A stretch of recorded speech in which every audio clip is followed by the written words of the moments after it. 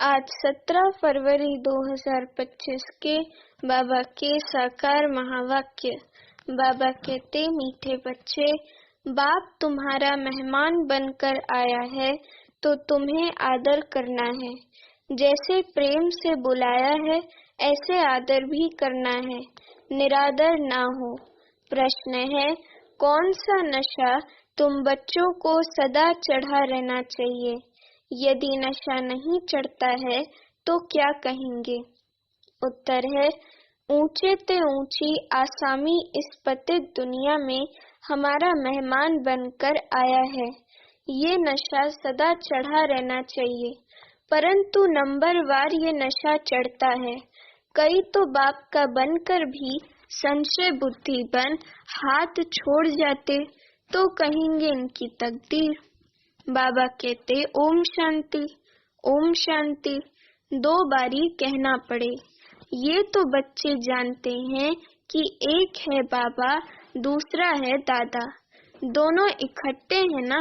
भगवान की महिमा भी कितनी ऊंची करते हैं, परंतु अक्षर कितना सिंपल है, गॉड फादर। सिर्फ फादर नहीं कहेंगे, गॉड फादर वह है ऊंच ते ऊंच। उनकी महिमा भी बहुत ऊंच है। उनको बुलाते भी पतित दुनिया में है। खुद आकर बतलाते हैं कि मुझे पतित दुनिया में ही बुलाते हैं, परंतु पतित पावन वे कैसे है, कब आते हैं, ये किसको भी पता नहीं। आधा कल्प सतयुग त्रेता में किसका राज्य था, कैसे हुआ, किसको ये पता नहीं है। पतित पावन बाप आते भी जरूर हैं। उनको कोई पतित पावन कहते, कोई लिबरेटर कहते हैं। पुकारते हैं कि स्वर्ग में ले चलो। सबसे ऊंचते ऊंच है ना। उनको पतित दुनिया में बुलाते हैं कि आकर हम भारतवासियों को श्रेष्ठ बनाओ। उनका पोजीशन कितना बड़ा है, हाईएस्ट अथॉरिटी है। उनको बुलाते हैं जबकि रावण राज्य है। नहीं तो इस रावण राज्य से कौन छुड़ावे? ये सब बातें तुम बच्चे सुनते हो तो नशा भी चढ़ा रहना चाहिए, परंतु इतना नशा चढ़ता नहीं है। शराब का नशा तो सभी को चढ़ जाता है, ये नहीं चढ़ता है। इसमें है धारणा की बात, तकदीर की बात है। तो बाप है बहुत बड़ी आसामी। तुम्हारे में भी कोई कोई को पूरा निश्चय रहता है। निश्चय अगर सबको होता तो संशय में आकर भागते क्यों? बाप को भूल जाते हैं। बाप के बने फिर बाप के लिए कोई संशय बुद्धि नहीं हो सकता। परंतु ये बाप है वंडरफुल।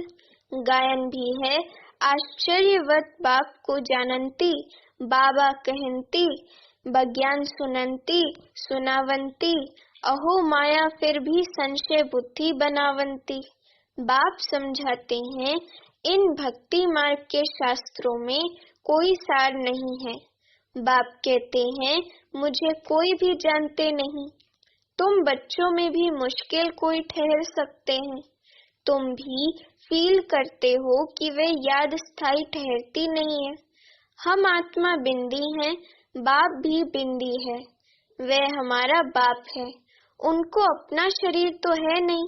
कहते हैं, मैं इस तन का आधार लेता हूँ, मेरा नाम शिव है। मुझ आत्मा का नाम कभी बदलता नहीं है।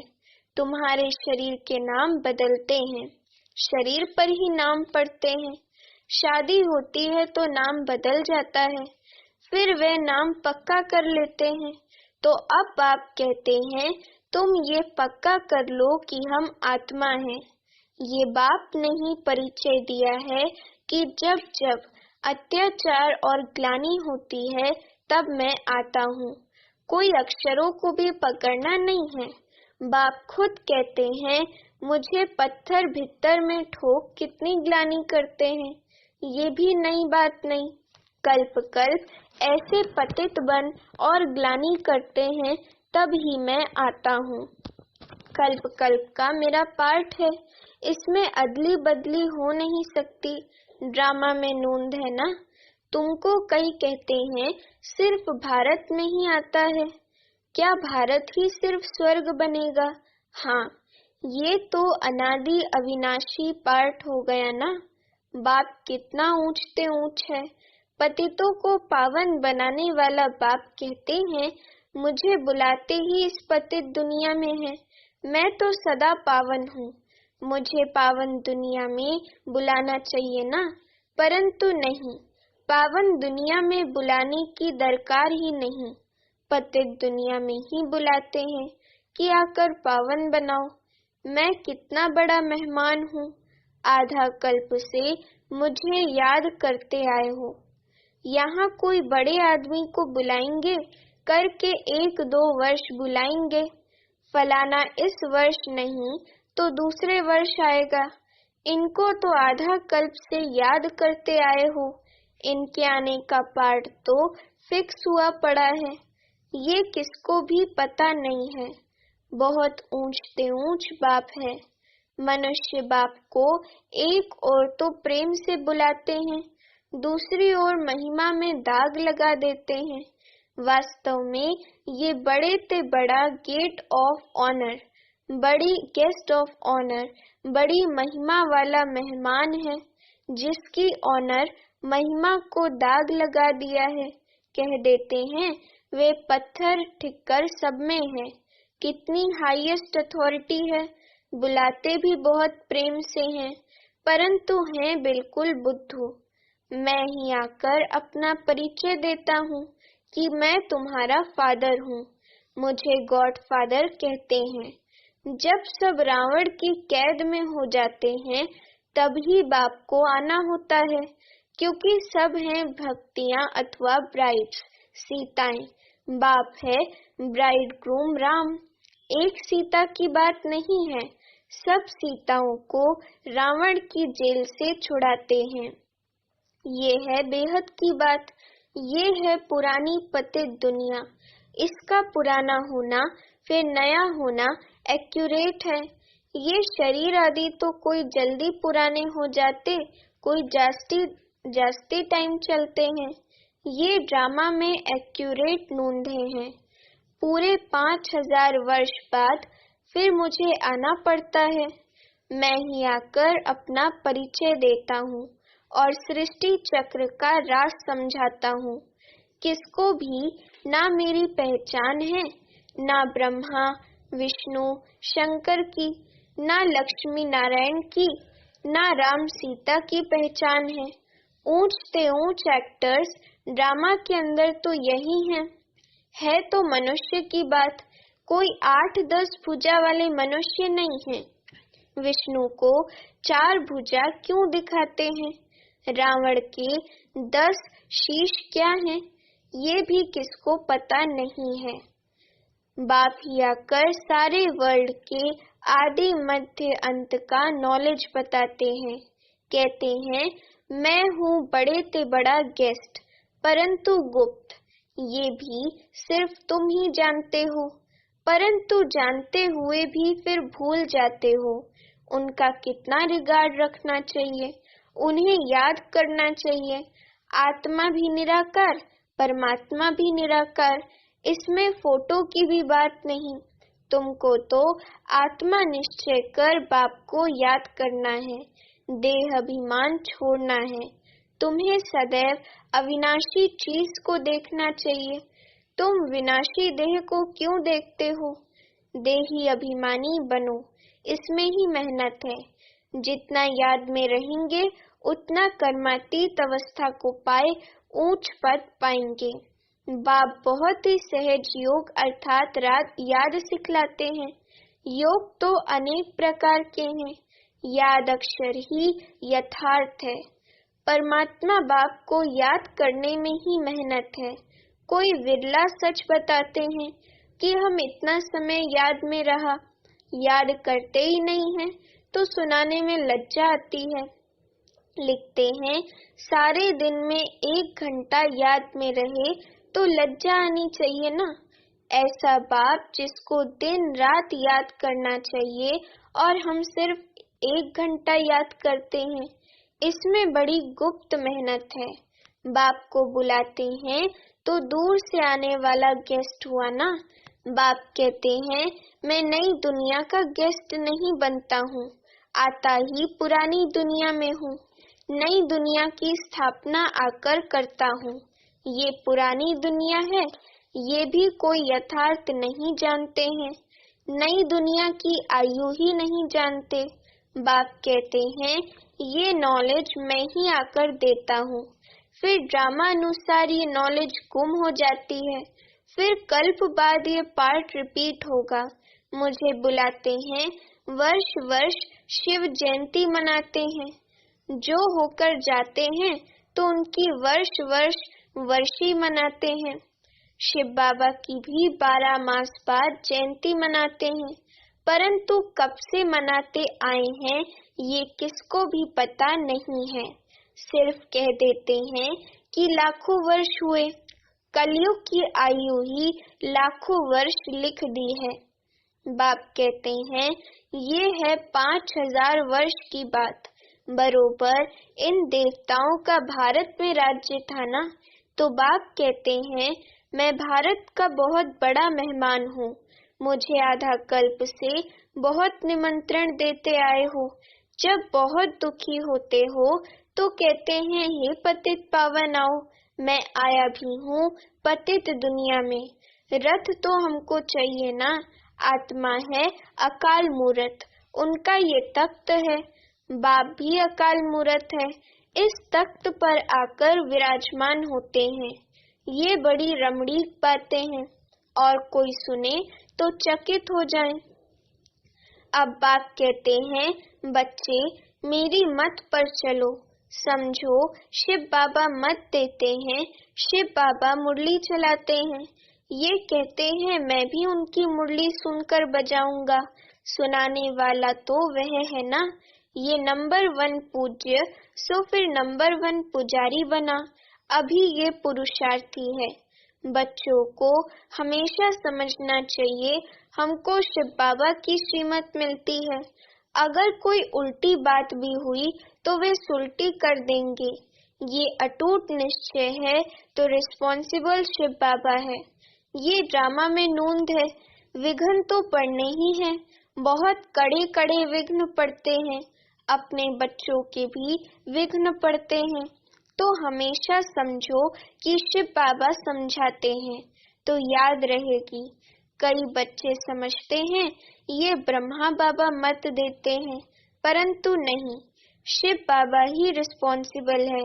परंतु देह अभिमान है तो घड़ी घड़ी इनको ही देखते रहते हैं।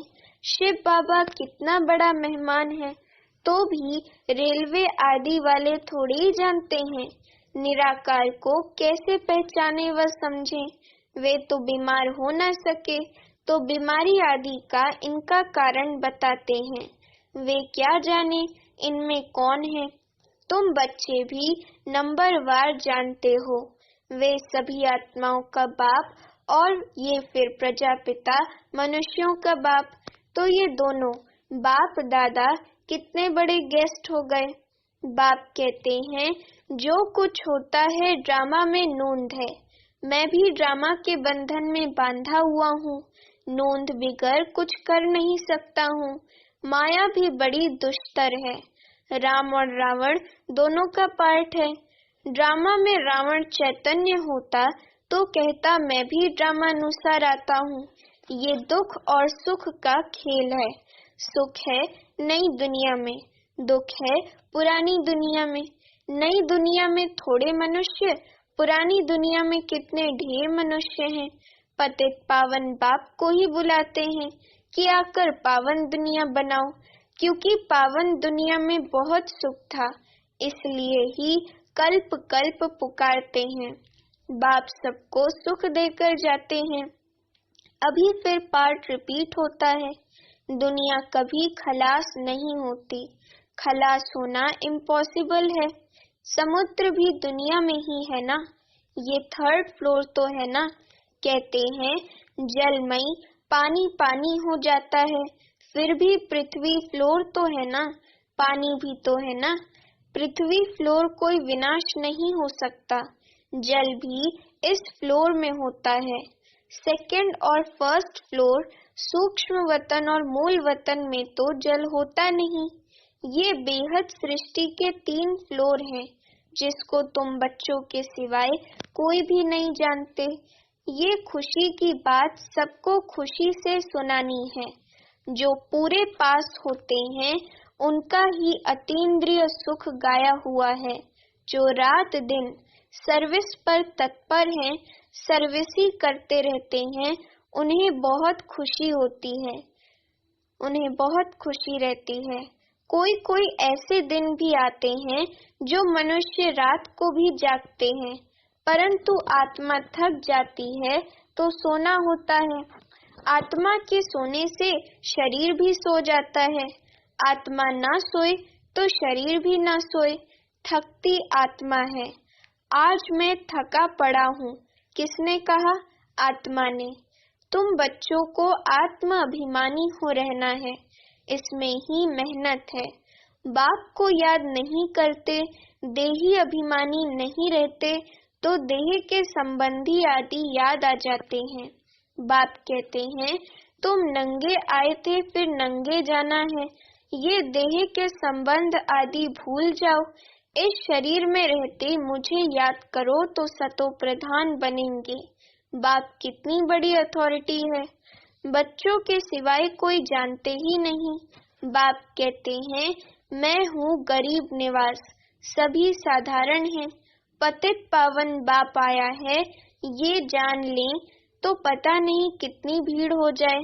बड़े बड़े आदमी आते हैं तो कितनी भीड़ हो जाती है। तो ड्रामा में इनका पार्ट ही गुप्त रहने का है। आगे चल आहिस्ते आहिस्ते प्रभाव निकलेगा और विनाश हो जाएगा।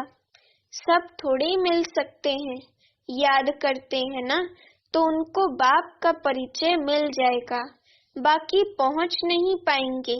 जैसे बांधेली बच्चियां मिल नहीं पाती हैं, कितने अत्याचार सहन करती हैं, विकार को छोड़ नहीं सकते हैं। कहते हैं सृष्टि कैसे चलेगी? अरे सृष्टि का बोझ बाप पर है कि तुम पर? बाप को जान लेवे तो फिर ऐसे प्रश्न ना पूछें। बोलो पहले बाप को तो जानो, फिर तुम सब कुछ जान जाएंगे। समझाने की भी युक्ति चाहिए। अच्छा मीठे मीठे सिकिलते बच्चों प्रति माता पिता बाप दादा का याद प्यार और गुड मॉर्निंग। रूहानी बाप की रूहानी बच्चों को नमस्ते। अभी हम रूहानी बच्चों की रूहानी माता पिता बाप दादा को याद प्यार गुड मॉर्निंग और नमस्ते। धारणा के लिए मुख्य सार। पहली पॉइंट, सदा ही हाईएस्ट अथॉरिटी बाप की याद में रहना है। विनाशी देह को ना देख देही अभिमानी बनने की मेहनत करनी है। याद का सच्चा सच्चा चार्ट रखना है। दूसरी पॉइंट, दिन रात सर्विस में तत्पर रहे अपार खुशी में रहना है। तीनों लोकों का राज सबको खुशी से समझाना है। शिव बाबा जो श्रीमत देते हैं उसमें अटूट निश्चय रखकर चलना है। कोई भी विघ्न आए तो घबराना नहीं है।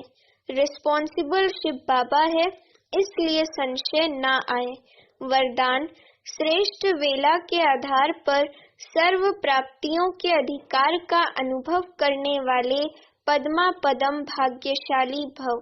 वरदान का स्पष्टीकरण, जो श्रेष्ठ वेला में जन्म लेने वाले भाग्यशाली बच्चे हैं, वे कल्प पहले की टचिंग के आधार पर जन्मते ही अपनेपन का अनुभव करते हैं। वे जन्मते ही सर्व प्रॉपर्टी के अधिकारी होते हैं। जैसे बीज में सारे वृक्ष का सार समाया हुआ है, ऐसे नंबर 1 वेला वाली आत्माएं सर्व स्वरूप की प्राप्ति के खजाने के आते ही अनुभवी बन जाते हैं। वे कभी ऐसा नहीं कहेंगे कि सुख का अनुभव होता, शांति का नहीं, शांति का होता, सुख का व शक्ति का नहीं। सर्व अनुभवों से संपन्न होते हैं। स्लोगन, अपने प्रसन्नता की छाया से शीतलता का अनुभव कराने के लिए निर्मल और निर्माण बनो। अव्यक्त इशारे, एकांत प्रिय बनो, एकता और एकाग्रता को अपनाओ। सर्व संबंध, सर्व रचनाएं एक से लेने वाला ही एकांत प्रिय हो सकता है। जब एक द्वारा सर्व रचनाएं प्राप्त हो सकती हैं, तो अनेक तरफ जाने की आवश्यकता ही क्या है। सिर्फ एक शब्द भी याद रखो तो उसमें सारा ज्ञान आ जाता, स्मृति भी आ जाती, संबंध भी आ जाता, स्थिति भी आ जाती है, और साथ साथ जो प्राप्ति होती है वह भी उस एक शब्द से स्पष्ट हो जाती।